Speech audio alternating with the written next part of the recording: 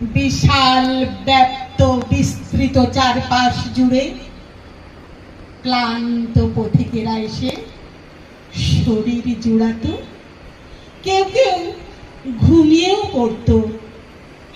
মানুষেরা আসতো আর যেত, সে শুধু স্থির দাঁড়িয়েই থাকতো। তারপর পরপরে টর্নেডো, সাইক্লোন আর কালবৈশাখীর ছবলে খুব বেশি দিন টিকল না বটবৃক্ষটি আর।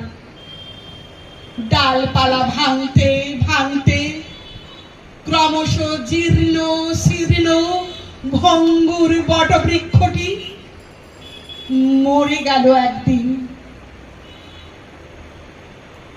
তার জন্য তেমন কিছুই করতে পারিনি কেউই আমরা, শুধু শোক প্রকাশ ছাড়া।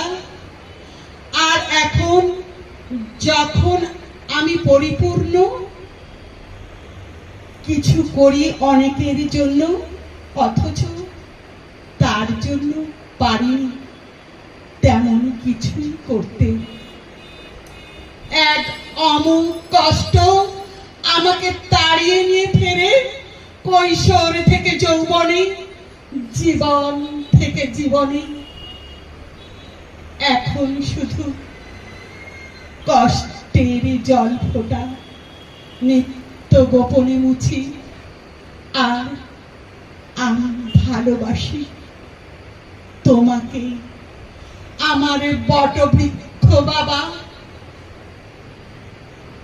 আমার পাতায় পাতায় এখন কান্তার জল ফোঁটা ঝরে বাবা।